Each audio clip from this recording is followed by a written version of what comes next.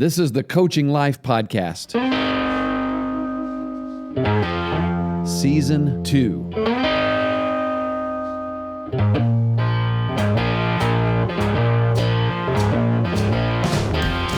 My name is Chris Stewart, and a couple years ago, I wrote a book titled Building Champions. And after I had published that book, I realized that there was still more that I wanted to say, and so I continued to write and later published a book in that same year called Coaching Life. About a year ago, Pat Martin and I, my co-host on the podcast, were sitting down together and we were talking about youth sports, some of the things that we observed, and we said, you know what? Someone needs to do something. We need to do something. And so we began talking about it and recording our conversations about it, which is what became this podcast that we call the Coaching Life Podcast. And after about 6 months of sitting in a studio and talking about it, Pat and I decided that we're going to begin doing it as well. We don't just want to offer up a bunch of advice as to what people could do to make it better. We want to jump in the ring ourselves and say, you know what, we're going to fight for this as well. We're going to fight for every kid that wants to have a great experience. We want to fight for every family that wants to have a great experience playing youth sports. We want to fight for all the officials out there who want to be able to officiate without feeling like they're being attacked all the time. And we just want to make sure that we can do whatever we can to make this a better environment for everyone. And so, yeah, we're going to continue to talk about it. We're going to have a season 2. We're going to keep bringing in guests, and we're going to talk about other issues that hopefully will help generate positive conversations and positive change in the world of youth sports. But we need your help. We need those of you who've been listening to us since July of 2019 to start sharing this podcast as much as you can, as often as you can, in as many places as you can. We hope that you're subscribing, and we hope that you're also sharing it on social media. We hope you're talking about it. We hope that it's actually generating some influence. And so if it is, please reach out to us and tell us. Let us know. Email us, reach out to us on Twitter, and just let us know how you have taken the baton and run with it wherever you live and in whatever role you have in the world of youth sports. We are so very thankful for the support that we've received, and we look forward to being able to provide a lot of great content here in the new year, 2020. So we welcome you to another episode of the Coaching Life Podcast. Welcome to the Coaching Life Podcast. I'm Chris Stewart, one of the hosts here with my buddy Pat Martin. Hey, Coach. We're on the turn of the new year here as this episode comes out, and we have a special guest today with us, not in studio, but remotely. We have Coach Brett Shimek, who is the head softball coach at Waynesburg University in Waynesburg, Pennsylvania, which also happens to be where my daughter Kaylee, who was on the podcast last year, is a freshman student there and a student athlete playing for Coach Shimek. And I just want to tell you a little bit about Coach. We were just chatting here before we hit the record button, and he's telling us about how he feels like he's a lot like us, speaking to you and me, Pat, and a lot like our listeners out there, because this is actually his first, and correct me if I'm wrong, Coach, but if I'm right, this is your first coaching position, head coach or assistant coach at the collegiate level. Is that correct? Yes, it is. Thank you. Yeah, and so congratulations on that, everybody. Yeah, that's an exciting jump. But the jump wasn't huge because you had extensive experience not only as a coach in high school and in travel ball in the Pittsburgh area there in Pennsylvania, but also administrative experience where you actually had responsibilities for the travel organization. I believe, was it the Lady Knights organization? Is that who you're still working with today? Yes. In Pennsylvania, yeah, and fundraising, recruiting, I'm sure. So a lot of the similar things, but also, Coach, your college career was 2 places, right? You took the JUCO route, went to Penn State Beaver in 93, 94. So you're younger than I am. It makes me feel wonderful. But while at Penn State Beaver, you were named first team junior college All-American as a catcher. And that did not surprise me one bit to hear that a head collegiate coach was a catcher in his playing days. They say that the catchers make the best coaches. So that's an exciting thing. Moved on from there to California University, Pennsylvania, where you were awarded 2-time All-Pennsylvania State Athletic Conference, the PSAC honoree.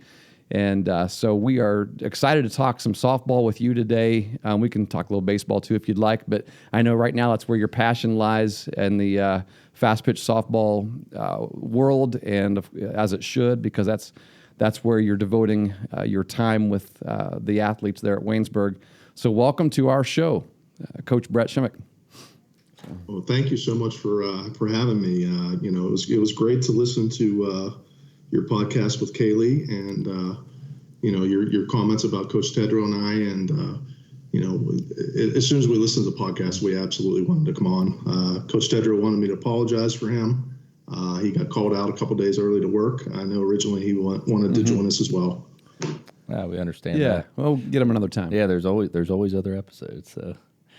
Coach, I really appreciate you coming on, and I'm excited to have you, not just because you're a collegiate softball coach, but because of the type of person you are, and I feel like I've had a window into that because I've heard a lot of good things about you and about your character, and I Coach Stewart, in talking to him, he's really relayed to me how excited and how blessed he feels that you're coaching his daughter. So I think that's one of the greatest compliments you could have as a coach for a man to say, I'm glad this guy's coaching my daughter. So welcome and thanks for joining us. Could you take some time to talk about Waynesburg University, how you and Coach Tedrow landed there, and what you love about it? What are some differences between NCAA Division III programs and other programs like Division I, Division II, and NAIA? Absolutely. And if I get too long-winded today, feel free to jump in and cut me off. But I tend to do that. It would not be out of character for the rest of the show. You won't be out of place, that's for sure. Might be a good competition taking place here today. So Waynesburg is a private Christian university founded in 1850. And really the core values that we're trying to instill and work with our student athletes that come here, we're trying to develop them as leaders through faith, learning, and service. And just, a few of the faith pieces, we have Upper Room, which is student-led worship services. I believe it's on Mondays. We have Tuesday services at 11 a.m., no classes.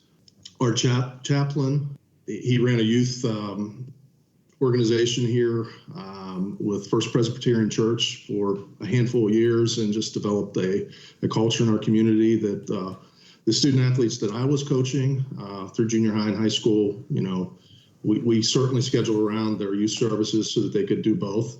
I also played softball with him. He still plays church league softball, so he's very heavily into sports, and just a great person. So I feel blessed to run in those circles, I guess, and have our students learn from him. And from a service perspective, Waynesburg University does 50,000 hours of community service a year for the local community.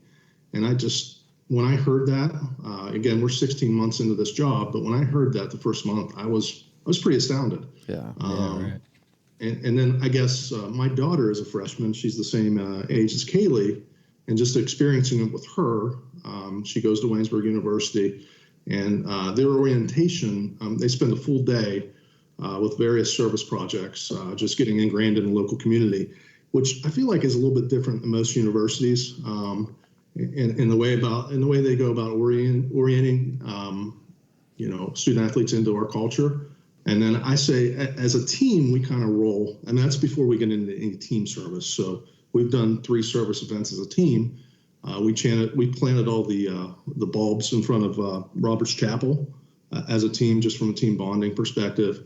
And then we've worked the Waynesburg University homecoming race, as well as the turkey trot for our local library that sponsors it. We were crossing guards and registration, and just a lot of service work. And then the learning, obviously, we want our students to be challenged in everything that they do to prepare them to go out in the world and be successful. So I feel like leadership in those three areas, that resonated with me, and I try to do what I can to help them in those areas. And then obviously the school is just providing tremendous resources to grow our student athletes. And then to take it into athletics, I can probably personally only speak to Patrick, as you mentioned, the junior college level, the Division II level, and Division III level.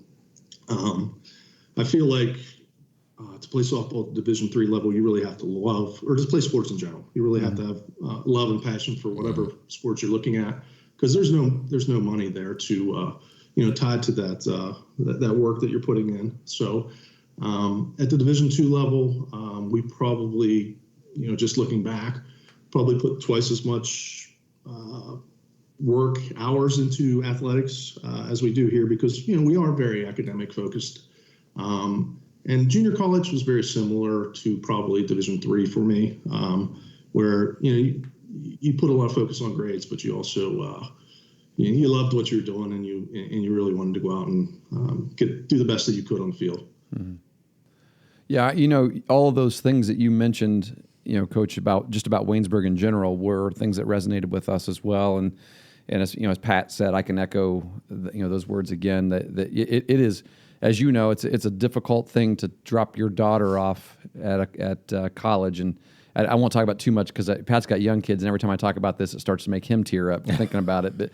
But one of the things that makes you anxious is you're entrusting them. I've done it with both my son and with Kaylee now too. Is to a coach who the professors and the advisors and of course the friends and all the social activity they'll have as well. But we know that they're spending a lot of time because like you said, they love the sport, and they're going to be spending a lot of time with the staff, and so it's we know that there's a lot of influence there. And it does make me feel very, very much comforted, I guess. Much comfort to know that we dropped her off at a place where those were values, and they were going to be lived out, not just things that we talk about, but things that are lived out. And that's a great thing. So yeah, definitely, I'm impressed with the approach of serving at the university.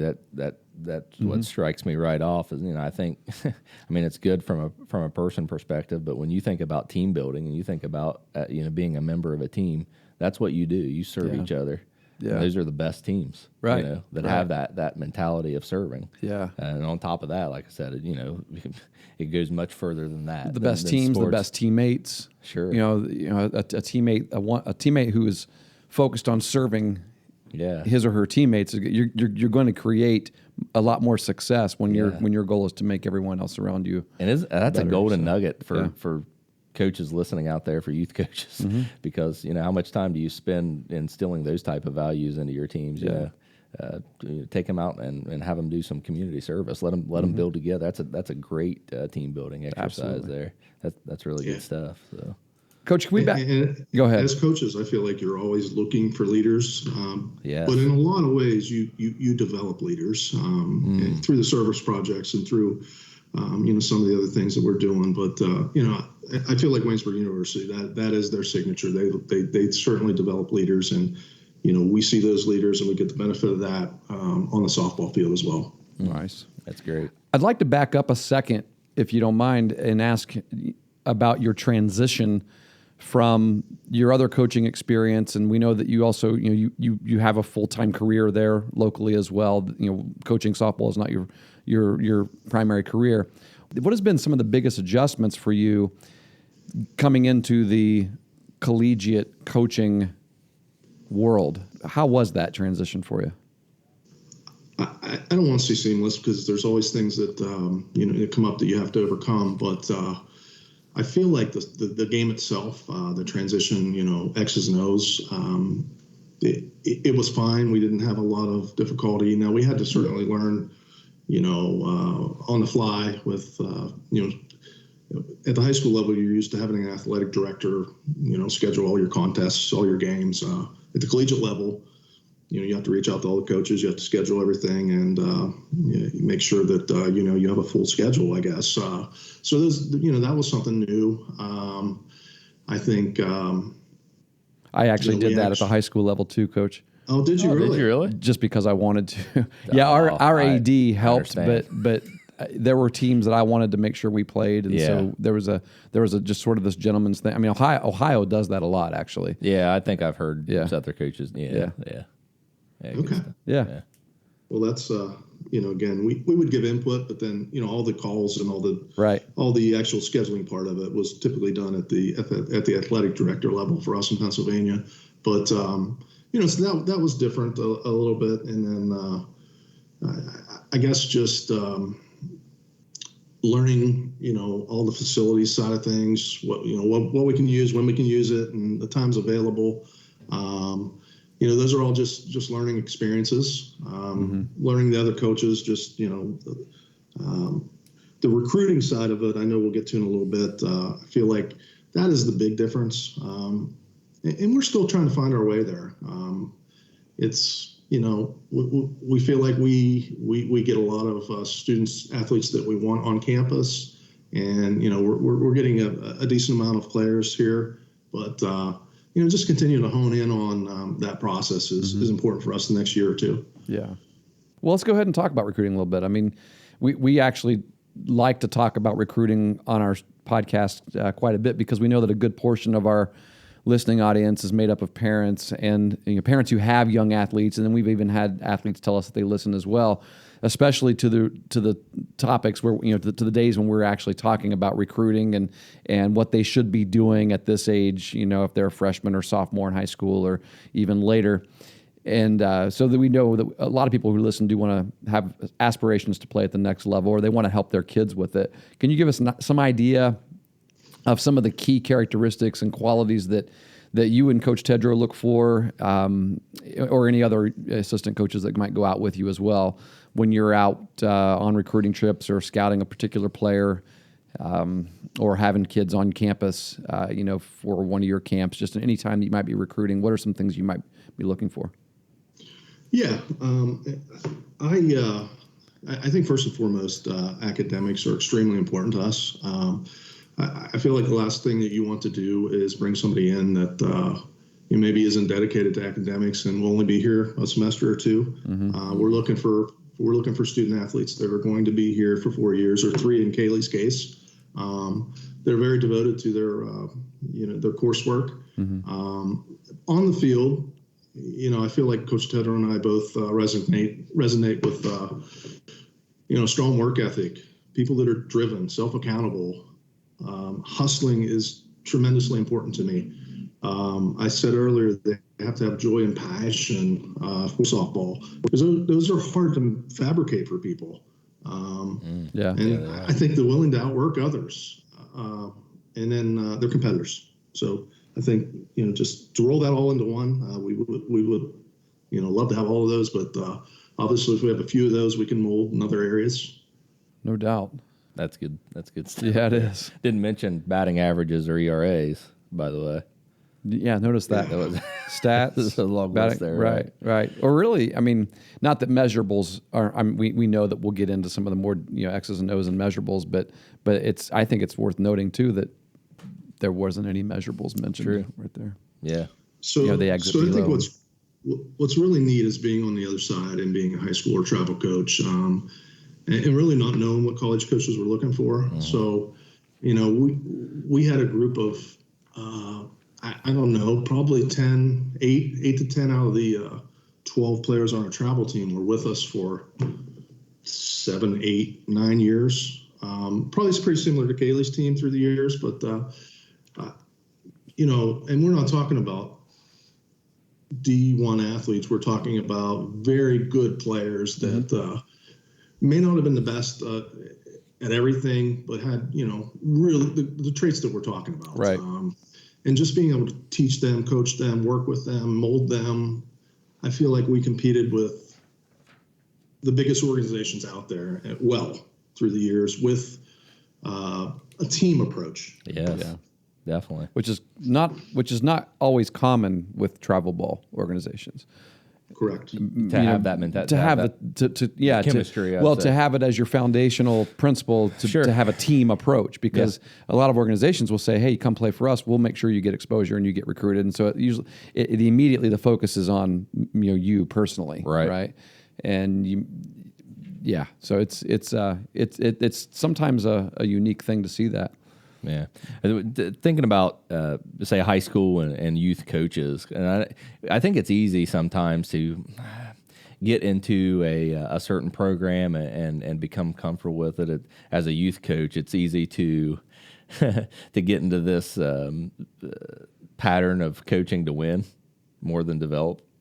So some things get lost, and I'm interested in what your response might be in terms of maybe some things that you see, some deficiencies or bad habits that you see in players as they come to you or as they're trying out or as you're scouting, things that as you're watching and recruiting that you see these high school players doing, and you say, well, this is a common. They should not be coming into a college team with these deficiencies, right? What can we do better at the youth level and high school level? Yeah, is there anything that comes to your mind in that regard? Absolutely. So I think there's three things that I can think of. Base running. I mean, you just take it to the simplest of things. I feel like throughout the course of a game, a good base running team is going to pick up 2 runs. Mm-hmm. And when you're in some of those pitchers duels or low scoring duels, 2 runs is a big deal. So knowing when to stretch it, knowing when not to stretch it, but at the end of the day, if you're looking, a coach at third base is your guide for sure. I'd rather hold people up than send people, if that makes sense. Man, Coach, I love you more and more every time I hear you speak, because you're speaking my language right there. But I didn't spend a lot of time with travel softball because I was with my son who was doing baseball, and so really this past summer and a little bit the summer before was the first time I got to go out, and I became so irritated. In fact, April was going to make me go to the car because I wouldn't shut up about it. At watching these girls run the bases from bag to bag, looking for someone to tell them what to do. Yeah, there was no aggressiveness, no take it upon yourself to be an athlete and run that base. To see the ball, chest up to the ball and see it in front of you and make the decision on your own. I love what you're saying about just rather give the red light than I think that's a great example of coaching to win, because a lot definitely at the youth level. Coaches like to control wanting to micromanage it. Not letting them have the right. And so they're going to make mistakes as they develop, but as they develop, that's going to help them win later. Right. But no, I apologize for interrupting you there, but I had to put a point of emphasis on that because I wholeheartedly agree. Yeah, no, all these are similar. They all come down to that that small percentage. Where can we get an advantage over somebody in a tight game? So I just think situational knowledge of the game is part of that. That's probably my second point is we're throwing behind runners and letting runners get to third base instead of throwing to third base, keeping them at second, or vice versa. We're chasing somebody at home and we're not we don't have good communication with cuts and. We're letting a runner sneak up to second base and get in scoring position. Just that 1 or 2 run a game, on knowing what to do and not having to think and just reacting. Again, that's something I feel growing up. Somehow I picked that up along the way. I'm sure you guys did as well. But it's just I don't know that it's taught as much as it was back then. But obviously, if we could get students into the game that had that, or student athletes into our program that had that knowledge, it's very beneficial for us. And thirdly, just you guys slow down. I'm taking notes here. I'm teasing, but no, I'm want to take this back to. He don't want to interrupt you, so he's gonna wait until you're finished. Well, I'll be short on this one, but just bunting and moving runners up. I feel like there were a few close games last year that we probably should have came out on the other side of had we been able to execute bunting and move runners up and just again it always for me comes down to that 1 run or 2 runs during the course of a game where these are all competitive teams at the college level. They're all anybody can win on any given day, and the better defense and pitching that you have, and just team play. the better chance that you're going to have is, coming out on top. Absolutely. There is a time for a good bunt. Pat and I make fun of bunting a lot because we're big daddy hackers here. We rather see kids swing. And from watching your team in the fall, Coach, you got some thumpers on that team. A couple kids that can hit the long ball. Yeah, again, I'm really excited about no doubt about where the program's going, and even just maybe to take a second and talk about the fall. This might be a time to do that. Sure. Yeah, go ahead. So Coach Tedder and I, we brought in 9 student athletes in this class, and when we left last year with our team for the summer, we challenged everybody with our one-on-one meetings, saying, we want everybody back. We would love, we just want to create healthy competition with our returning players. We are bringing in a good class of freshmen, and that's kind of how you build a program from the base up with the talent you have, and then just supplement it. I think we were kind of surprised when we came into this year and we only had 5 or 6 of our returning players come back. And again, they're all still here in school and, a phone call away and good, doing well. Mm-hmm. But the first week of practice, we're looking at each other going, so we have more freshmen than we have other players here. How do we integrate our student athletes into this program? And, for probably the first 2 weeks, we had separate groups. And I'm thinking, well, so we play in 4 weeks total. We play at the end of 4 weeks. We're halfway into this. We need to figure something out. And lo and behold, the second weekend on a Saturday, we have our youth clinic. And there is nothing greater than to pull a team together when you have 50, 12 and under, 10 and under, young girls that have so much passion and energy. There's nothing that pulls a team together better than you have to coordinate. You have to work on the same team to make sure everybody's getting through the stations and everything. So by accident, we kind of figured out that was probably the pulling together point in our fall season, just from a team perspective. And then that's awesome. That goes back to that service thing, doesn't it? The serve together, work together. That third week of practice, just took off.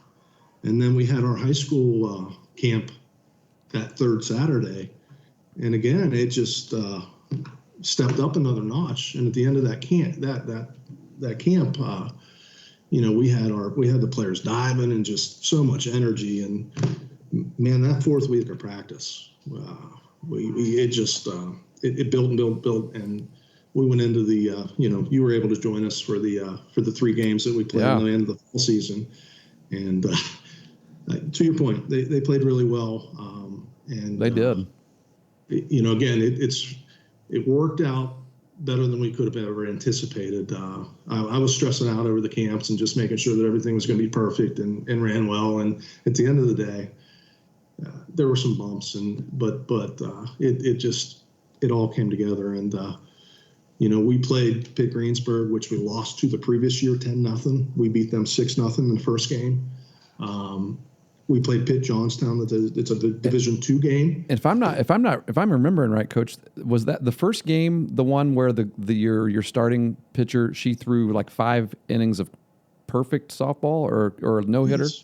Yeah. Yeah, that was it for sure. Yeah.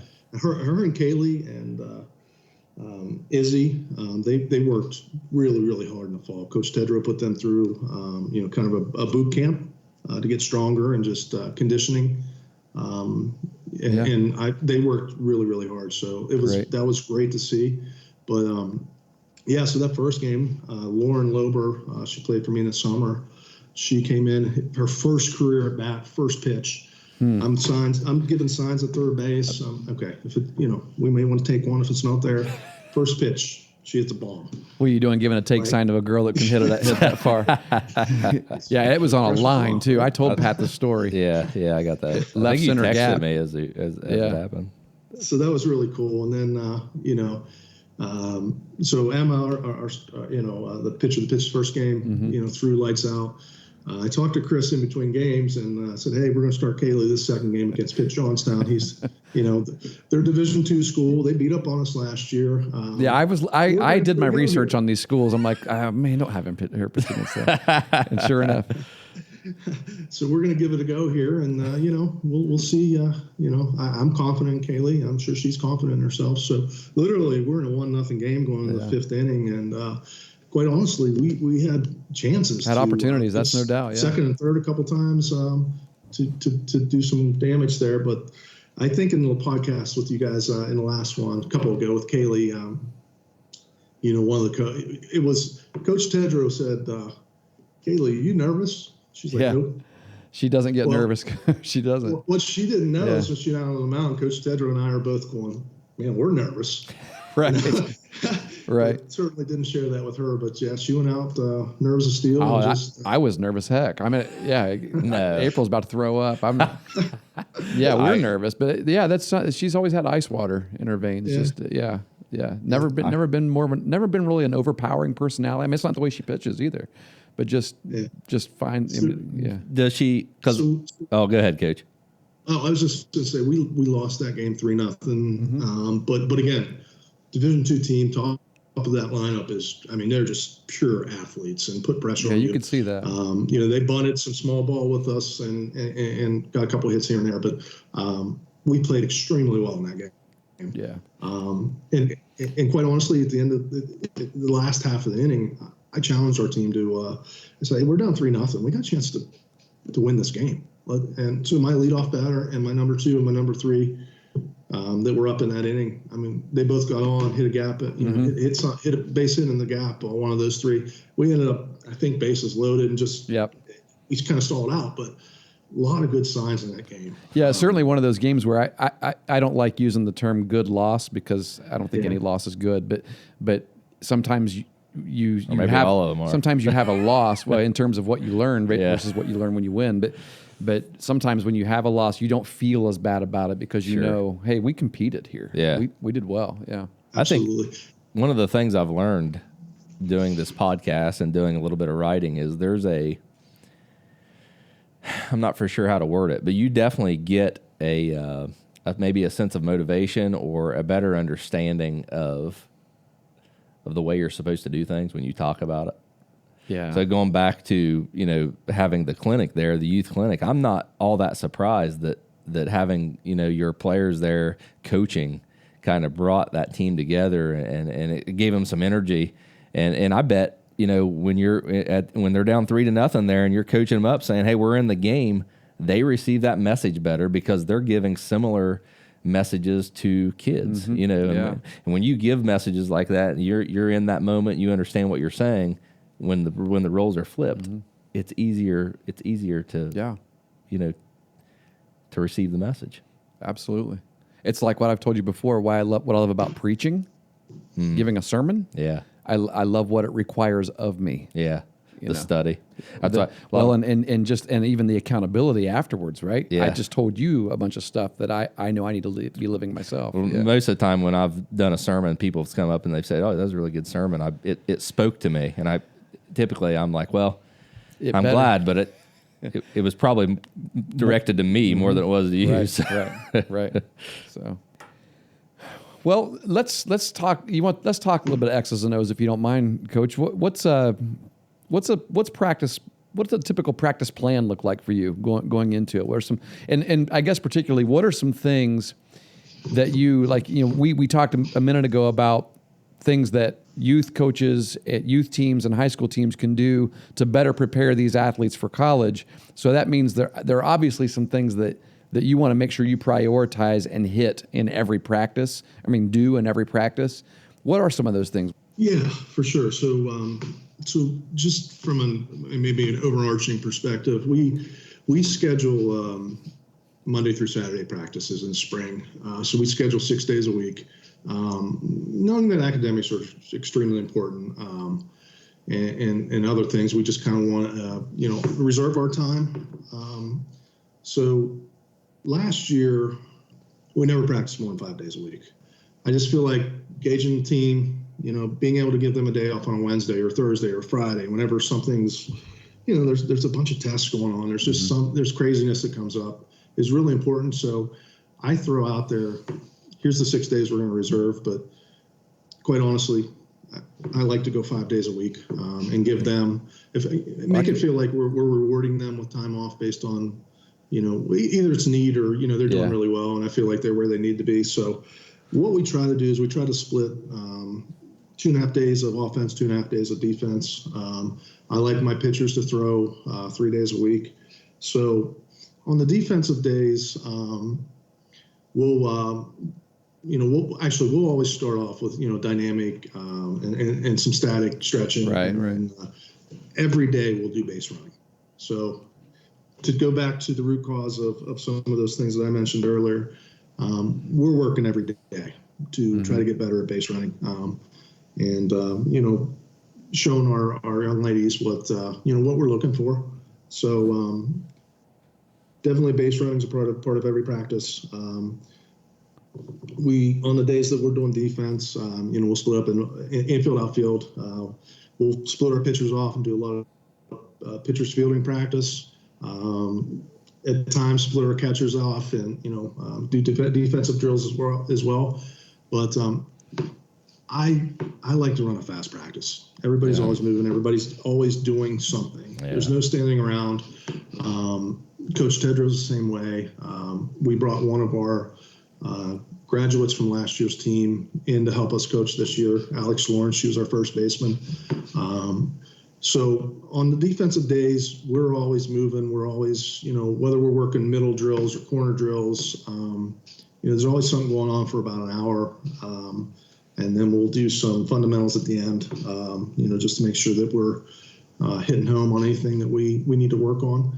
One of the cool drills that I saw at Youngstown State last year when I went to a camp, they used the big exercise balls to facilitate base runners.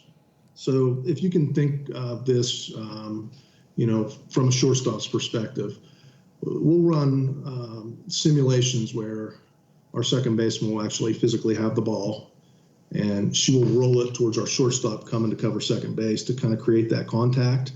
And our catcher's throwing down to second base. And we'll do the same thing for our catchers, facilitating contact for a base runner coming into home. Yeah, anticipating you have to receive the ball as contact is coming. Yeah, that's a good idea.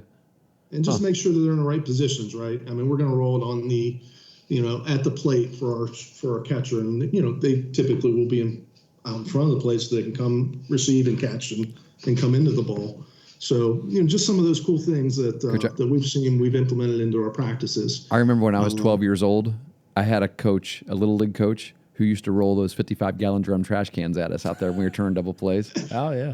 Yeah. He'd go out there and just, we'd have to, because back then, I mean, you could literally take someone out and the umpire wouldn't bat an eye. Today, you make a little bit of contact and they're awarding first base. It's one of those things that I think as youth coaches, I know in baseball, shortstop cuts in front of the bag or sets up at the bag and just misses the ball. And you think, how can you just miss a ball? It was right to you, but you don't practice catching that ball as someone's running at you. Right. Yeah. That's a great, it's a good detail. One of those small details. Yes. That you just easily overlooked.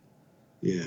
And then on the offensive days, we keep a similar circuit. We'll do a lot of tee work. We'll do bunting station. I'll do front toss. Coach Tedrow will do front toss.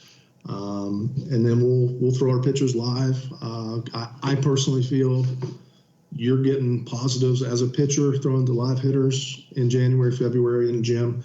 As a hitter, the more live at bats you can get indoors before you go outdoors, the better you're going to be. We don't do much machine work.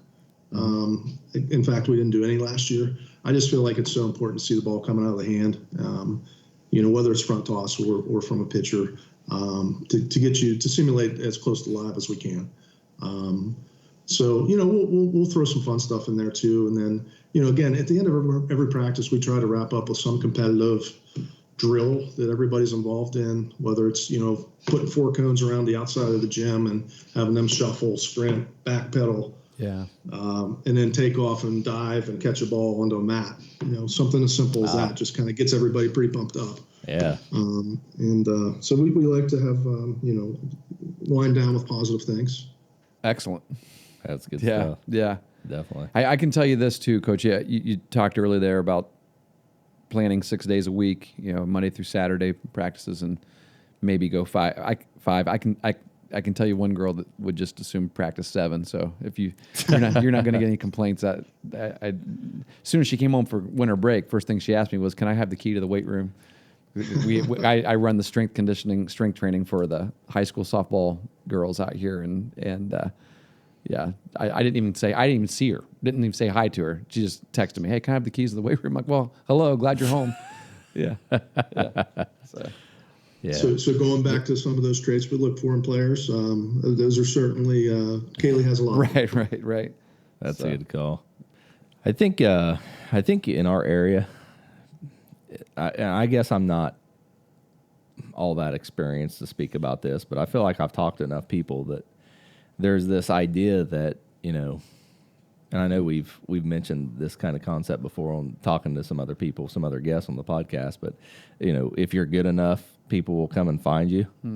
That kind of idea, and people don't realize that in order to maximize their opportunity, to be recruited or to go to the college and play that they want to go to, that they got to do some things. Yeah. They kind of just think it's out of our hands. Part of the recruiting lies in the lap of the kid that's wanting to be recruited, right? It's part, that you need to be involved in your recruiting process. Yeah, and I think for the most, I feel like there's people that for a lot of people don't understand what they need to do. What steps do they need to take? Right. How do we go about doing that? There's just a lot of uncertainty about that in general, about the recruiting process, and knowing that, I think that's one of the reasons that we wanted to start the podcast, so that we could share information on how to better help people prepare for going to college. So in terms of Waynesburg University and your softball program, Coach, what's the best way for a high school player to get noticed by your program? I think just in general, for us, I think the best way for us to notice somebody is just even sending us a video of themselves. I can watch a video anytime. I can reach back out to somebody. For me, that's by far the easiest way for me to kind of watch you. And we can take Kaylee, for example. There was a coaching transition here. And when I got into this role, I probably had 5 old emails that Kaylee had sent the previous coach with videos, and just jumping into the fall season and trying to reach back out to Kaylee.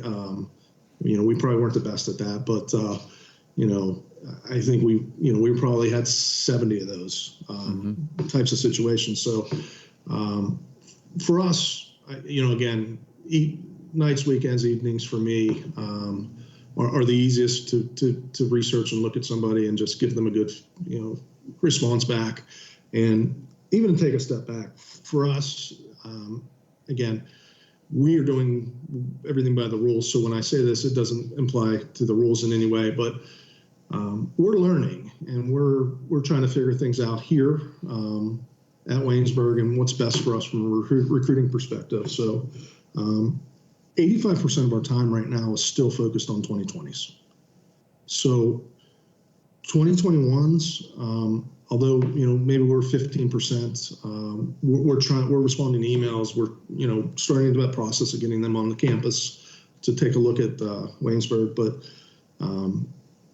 our focus is on 2020. So we are receiving a lot of 2023s, 2022s, and just again, as a professional, you want to try to reply back to all of them or as many as you can, and take the time to invest in people. But, that's really consistent with other coaches that we've talked with as well. We've had, you're our first Division III coach. We've had an NAIA coach. We've had a Division I coach when we've had players from Division II, or a dad whose kid played at a Division II college. Right. We talk recruiting on all of them. And one of the common things we hear from, like for example, when we had Coach Dunphy on from the NAIA school, was he's like, I know that I'm not going to get the kid that Division I schools are looking at, and he's graduating in 2021.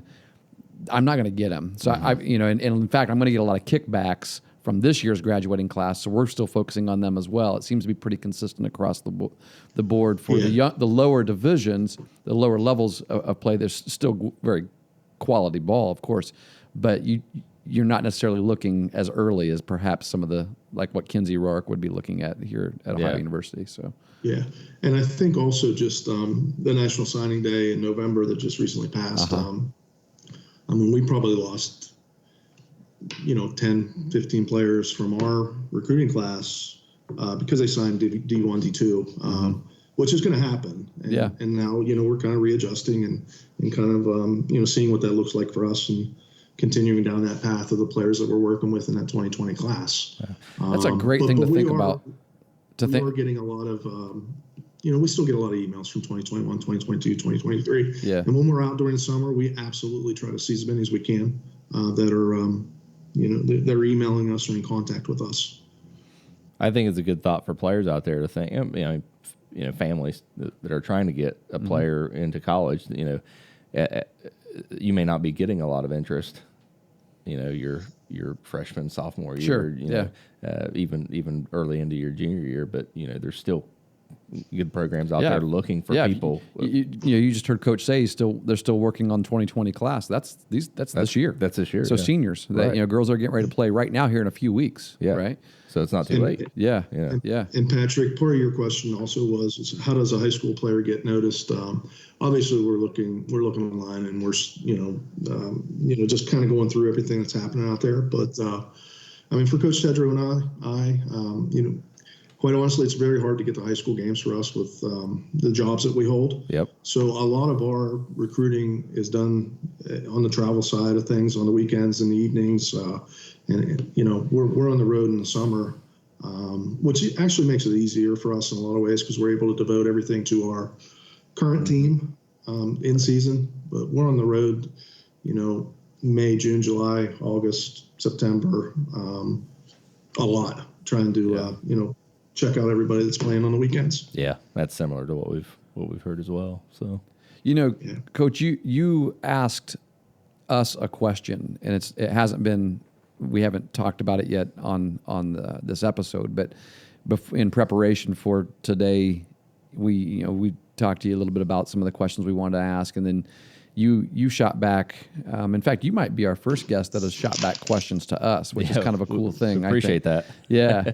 But one of the, this might be an appropriate time for me to interject and provide an answer for one of the questions you asked. You emailed us last night.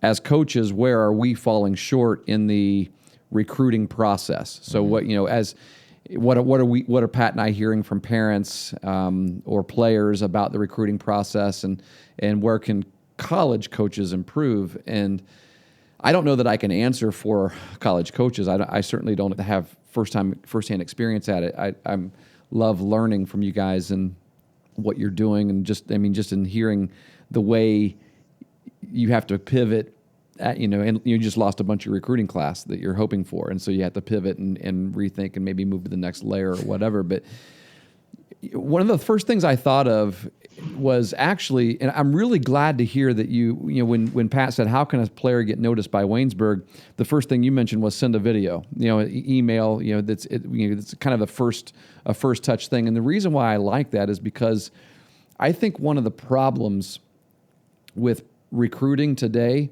is, for one, exposure and opportunity for exposure is better than ever. Yeah. With social media, with YouTube, which is, by the way, a free way for you to send a video to a coach that Pat and I have talked about before. The accessibility to schools, the accessibility to coaches, reading their profiles on the internet, looking at news, just knowing what you're going into when you go into, in TV. Right now, TV is airing more, ESPN's airing more softball and baseball than they ever have across all divisions. I can go on my ESPN app on my Roku and watch D2 games regularly. However, this is where the big but comes in. I think that there is still an entire segment of the culture of youth and high school sports, an entire segment, an entire group of athletes that are still getting overlooked, and a lot of it has to do with financial issues. It's still, I mean, a lot of coaches we talk to say, obviously you're seeing a lot of people at these travel tournaments because you go and you can see 500 kids in one tournament, right? And who are those kids? Well, the kids that are playing in the upper level travel ball, they got to pay something, or they have to know someone. You got to get involved. You have to know how to get involved into a team or an organization that does raise a lot of money. But socioeconomically, those typically are made up of kids that are on the higher middle class or on the upper end of the middle class. There's still the rural kid that's just playing just a dirt bag isn't looking to get on one of those teams because they don't even think they can make one, right? They don't realize, you're athletic enough, you could make that team, but they don't even consider it because they know mom and dad can't afford it, or they wouldn't be able to drive them around to all the practices or the games, or they're so far away. A lot of our travel organizations where we live in Southeast Ohio, if you want to join a travel organization, you've got to drive at least 45 minutes to get to one. Right. And so that's an issue for a lot of kids that are pretty athletic. Additionally, great feedback. Great feedback. And another on top of that, on this, I guess on the same thread, another way that people say that they see kids a lot is at camps. And whether you've got the big box showcase, which those are anywhere from $300, $400 to go to one of those. I've not seen as many. I don't know. I don't have as much experience with softball, but I know like the baseball big box showcases are pretty expensive. And then even if you go to a school's individual camp, even if that camp is say $50 to go to a prospect camp at I won't even say here at Ohio University because they're not costing $50 here. They're $250 here. But let's say a D2, D3 school may have a camp for $50, $60. Well, if you want to get exposure, if you want to make sure these coaches see you, you got to go to more than one of those. You want to, and so I guess I don't know that I have a solution, but I'm thinking if we could come up with a solution for this, for not missing the inner city kid, the rural kid that isn't able to attend all of these areas where most coaches are spending, I'd say 80-90% of their recruiting efforts. There are a lot of kids, and Pat and I see it because we live in a part of the world. Of course, we've got a lot of national news here in the last few days with Joe Burrow, reaching out. I don't know if you realize, but at the time of, Joe in his Heisman speech just 3 nights ago just mentioned Southeast Ohio, and someone from Louisiana started a GoFundMe for the local food bank here in Athens County.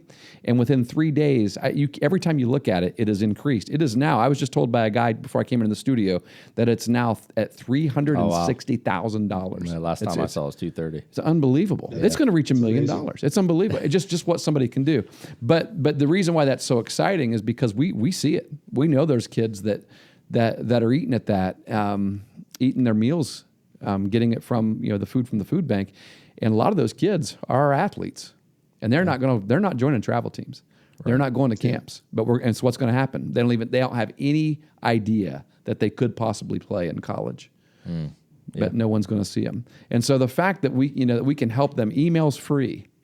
YouTube is free. I mean, internet service is not free, but there's a way if we can help them create video and get it out. I mean, and then they can realize, hey, there is financial opportunity. I don't know. Like I said, I don't have the solutions, but just that would be my biggest answer to your question, Coach, about where's the biggest gap. I think that's the big gap, is we're missing a lot of kids that really could play, that just because of economics, they're not going to be able to.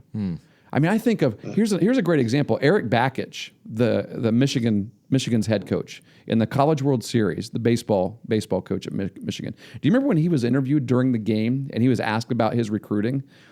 Remember what he said? I didn't know. He said that they want their team to look like, he said, I feel like my team should look like the United States of America. And I want kids from all, you remember that? He said, and he focuses his recruiting in inner cities. And he says, because I know these are kids that they're not playing travel. They can't, the travel, the whole travel world has pushed out a lot of kids that are underprivileged and in underprivileged areas, to where the opportunities are being negated for them because they just can't do it. Makes sense. Yeah. And I would add to that. So he's focusing on inner city areas and getting those kids and getting some pretty darn good players. I would add to that rural areas as well. Yeah, right. So anyway, that's my long-winded preaching soapbox. So Love to brainstorm with you sometime on how to make that better. My mind. yeah, that'd be a great brainstorm, I think. I appreciate the feedback. Again, Sure. we're always trying to get better here. No doubt. Yeah. I've heard you, Coach, say on the podcast, and I know you've helped. You talking to me? Yeah. Coach Stewart. Sorry, That's all right. it's easy when I'm looking at you, isn't it? Right. But you've told people, hey, I'll help you. We can do video. As a hobby, I like making Yeah. video. Yeah. In fact, I have one scheduled with a couple of girls from Athens High School who are freshmen. Yeah. Her dad was like, I don't know if I should make a video for her right now. She's just a freshman. She's really good. Yeah. She's going to play in college. So you start doing that as a freshman? Oh yeah, because then you can see how they develop. I did it with Brock when he was you could easily see the way Brock developed his body. The way he developed from freshman year, sophomore year. We did one for every year for him. So Nice. Yeah. Yeah, that's And good again, stuff. if we're out and we're getting those at the freshman level that year, we're able to evaluate them and then also give feedback at times to the players, but also just we know about them while we're out at Berlin or in Columbus. Mm-hmm. We may be able to watch them play. Yeah, and I'll say that too. That feedback is really appreciated. As someone on this side of it, when Kaylee or Brock got emails back from coaches, and it wasn't just, hey, thanks for sending me your video, I'll watch it. That was great. But when a coach literally said, hey, this is what I saw, and here's some things for you to work on, in fact, why don't you come on campus and we can work on it in person. You kind of knew, okay, this is an actual thing here. Yeah. I mean, they actually did watch this. So Yeah, that's good. Yeah. Yeah, definitely. Well, cool. Speaking of technology, you want to pivot and go into that? There. Yeah. Coach, does your program use technology to evaluate and develop your athletes? And when I say technology, I'm talking about things Some like of the new tech that's out there. yeah, like Rapsodo and Blast. Diamond Kinetics. Yeah, Blast, Zep. I would say yes and no. We certainly need to evaluate and look and see what our program needs. Mm-hmm. We certainly use RevFire on the pitching side of things to evaluate speed and spin rates. Ooh, what's it? Red Fire? REV, as in Victor. Rev Fire. Yeah. I have used Zep in the past at the high school level. I think I was an early adopter, and I didn't feel like the technology was there or ready for it. It was a little clunky. I remember Zep was one of the early. They were the pioneers. Zep, yeah. Yeah. So we have taken, I guess, an approach more of hitting aids. So we use the Barry Larkin sponsors power shoots. They basically go under your bat like a bat weight, and they're kind of like bat wings, for lack of a better term, just to kind of give you bat speed. So before our hitters get into the front toss or live pitching, we have power shoots for them to swing that while they're waiting to get reps in and to get resistance. We have Rebel racks, Pro gliders, which kind of is a wiffle ball on a stick that kind of keeps your hands in and allows you to get the barrel of the bat. If the wiffle ball falls off, obviously your bat path is long. I know what you're talking about. We have launch angle tees. Quite honestly, I've used Coach Lyle's hitting vault just to kind of look for hitting. You can't go wrong with Matt Lyle. Yeah. Hitting videos. But I certainly researched the stuff that you guys sent us, in preparation for this meeting, and there's some really nice, neat stuff out there that I think Alex Lawrence, being an art background, art designer, just technical, coming into our coaching staff, I certainly want her to kind of evaluate and take a look at the technology to again, try to improve, try to get better, try to get that little edge, whatever we're going to we can do to help our student athletes grow. We're certainly open to. Yeah, Pat and I have been talking a lot lately about the whole tech, data, and analytics explosion that has taken place in baseball and softball here in the last really 2-3 years. I know on the baseball side of things, Driveline out in California, I believe is where they've really set a new bar, a new standard when it comes to using technology to develop players. And I would say Pat and I kind of stand in the middle of that in terms of, we're not laggards. We believe that the more measurement, the more educated you are as a coach, the better we know how to help our players improve. But then on the other side, the flip side of that coin is, do we have the time and the resources to be able to do it appropriately and get enough measurement in all the environments, the various environments that our players are going to be playing in order to be able to really, truly be effective? Because if we're going to have to remove something else from our coaching in order to insert this new tech, then I'm not sure the reward is the bang for your buck. sacrifice is worth the reward that you're going to get. I would assume. I mean, just like you obviously you've spent a lot of time, prioritizing your practices and prioritizing, how many days a week you're going to be with them, exactly what you're going to be doing. And I would assume that in a college program there would be more time than in a high school program, for instance, to do that. But even still, there's so much that you got to do. Sure. Yeah. Oh yeah, absolutely. I think it comes down to capacity. Yeah. I read a Pro Football Talk article this morning that talked about Mike McCarthy, who's not in the NFL right now, but he's planning to make a comeback, and he's putting together this technology team of 14 people, and they each have different jobs, and they're going to work 40 hours a week, using technology and data. All 14 people are going to work 40 hours a week. 14 people. Yeah. I mean, how many? That's what? That's a lot of hours. That's 3 coaching staffs, right? 4. So. I saw that as well. He's preparing himself for re-entry for sure. Yeah, he is. He's hard work. So right. More power to him. I'm sure he'll be successful. Yeah. I think there's just a balance between being able to use that and like you said, and not sacrificing other things that make you better. I do think if you get Alex may be the perfect person to take that and evaluate it and see if she can provide value to us with some of those tools, because she's very technical. Oh yeah, I think you'll definitely find value. No doubt, and especially having someone like that you can devote. Yes, this is here. This is you're an assistant coach.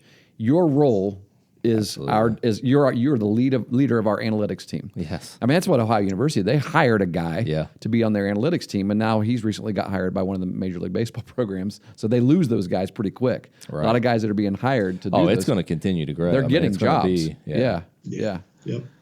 So cool. Well, we've been with you here for about an hour, so we probably need to start winding things down. But is there anything else that you wanted to ask us?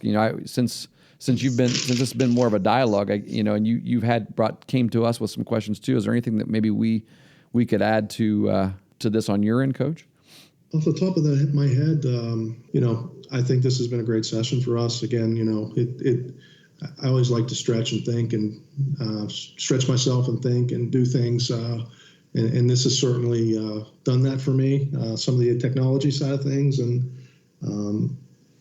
I'm actually heading to Florida next week, Saturday, with my family for a week. We're going to celebrate Christmas in Florida.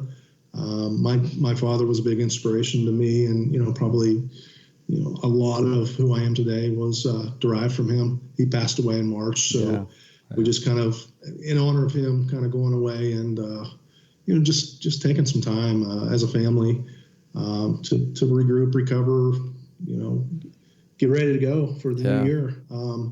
And, again, I'll probably do a lot of our practice planning and scheduling and, during some of that downtime just to, make sure we're ready as we come back and students come back. I think we start January 20th. So we typically will give our student athletes a week or so to kind of get back in the groove of things before we start things back up. But well, then you got March 2nd at Myrtle Beach, right? Yeah, spring break. Yep. So that's again, I'm excited. I mean, where we left off in the fall, to be able to pick up where we left off, and we have one big piece of our team coming back. Rachel Scon has been our all-conference catcher for the last 2 years. She's just in her fourth year as a education major, so she's student teaching. Kind of felt like maybe she wouldn't be able to do softball and student teaching. Yeah, that's tough. And we kind of will work with her. I mean, I feel like at this level, that's our job, to try to figure out how to make things work. So, and folks, that's a difference. That's a big difference in Division III ball. And you will have coaches and faculty who will work with you on the other end of it too, in terms of missing tests or things like that. But you won't always have that at D1. Yeah, it does. That's a good word you had there. Oh, go ahead, Coach. Oh, I was just finishing up with Chris. I felt like our offense was was pretty primed in the fall, and just adding that into the middle of it, I feel great about where we're going. And then the 2020 class that we're bringing in, to help compete in healthy competition.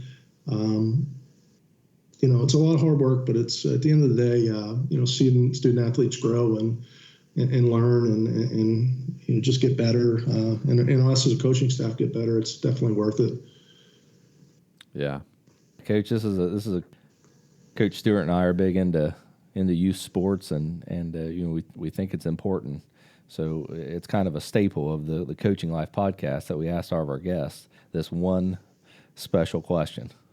And the question is, what is one of your favorite memories from growing up and playing youth sports? If you can pick just one. So I have three, but I will be extremely fast. Okay, we'll take them all. Yeah. Take your time. You're on your time. So I'm 10 years old. My brother was 2 years older than me. He was really good player growing up. Always trying to compete with him and catch him. So very similar to what, Chris, you said about Kaylee. At 3 years old, she's kind of the back girl and all of a sudden on the team. So I'm 10 years old. We just get into to Little League. My brother gets poison ivy all up and down his body. And my dad goes, "Brett, you're catching today." And I go, "All right, how do you do this?" Right? I never came back out from behind the plate. Wow. Yeah. A catcher was born that day. Yeah, for sure. So that was, a fortunate situation, I guess. Unfortunate for my brother, but fortunate for me. You stole his spot. Where did your brother go when First poison base. ivy cleared up? No, he was athletic enough to play the outfield. So he went to Flagler University in St. Augustine, Florida, as a catcher out of college, and he caught as well. We were just in different age brackets along the way, but he played outfield when I was on the team. Catching. Second one is more of a. I think it's part of that service side of me, but so I'm in. Adult baseball. It's the year after I graduate college. I think I hit 19 home runs that year in a 30-game schedule, and just and I don't like to talk about myself, but in this scenario, I will. That's all right. So we get into a big game, and man, there's this junior in high school that I just feel like he is going to be an absolute monster. And as a leader of the team, we got in a situation. It's a 5-3 game, and towards the later part of the game, I get up with the bases loaded. I go, "Coach, I'm kind of done with baseball now. I'd love to bat in this situation. I would love to win this game, but at the end of the day, that kid over there that hasn't got an opportunity. I mean, he is almost just as good as me, and he's 4 years younger. So again, he may have been better than me down the road, but it's time for him to bat. Wow. He needs this pressure situation. He needs to get involved in this game. He's a big part of the future of this team. Guess what happened when he got up the bat with the bases loaded? Struck out. Grand slam. Came through. Your Wow. coaching days began there. Exactly. Well, I started to get to play first base a little bit. I started to get to play third a little bit, so it was great. Man, that is a great that wasn't story. my motive. My motive was this kid's going to be really good. And the more pressure situations that he can get himself into now, when it doesn't really matter, the better it's going to be. In those situations where he's in a regional playoff game or something. That's such a good thought for people that are watching junior high basketball games. Right. Well, I was going to say too, Coach, it's a great story because Pat and I played a little bit of adult baseball even to this day, and he's not giving up one of his at bats. I'll tell you that right now. I only got 2, Coach. He was 2 for 2 though. I got 2 at bats. No, I wasn't. He laced a couple of line drives into the outfield. Coach, would you be interested in coming to Southeastern Ohio and playing in some About the beginning of August or so? Yeah. Playing in an old man's baseball tournament? I think my arm's probably short. Always looking for catchers. What about it? What's your third memory, Coach? The third one's more of a parent, and just growing up playing Little League. We've taken Little League, and some of the athletes don't play anymore, and some of the rec leagues, and I made Bailey play, my daughter play, kind of like I heard from you, Chris, when you were talking about Kaylee. I was president of the local rec league. I was president of the bigger league, and Bailey played up until she was 13 or 14 years old in rec. Mm-hmm. And she also played travel, and she also played school ball, and we always wanted to make sure that she stayed involved, with school ball, with everything. So with that being said, I don't know, she was 12 and under, and my wife and I took her and a friend out to witness the Little League World Series in Williamsport. Oh, wow. And one of the coolest experiences we've ever had as a family. It was just, it was really awesome. And I can't remember I think it was Cook County or something. It was pretty close to Williamsport. They made it all the way to the finals on the U.S. side. And literally, I remember that. We were there. There were, the first game we watched them play, there were 32,000 people around that stadium. And the second time we went and watched them play, there were 40-some thousand people. Yeah. Wow. I remember that year. That was incredible. So, the only reason I bring it up is, it was a really neat experience and something that really resonated with Bailey at 11. So Patrick, maybe Jacob, is around that 13-year-old age. He would probably appreciate that. And I know you have a younger son as well. Yeah.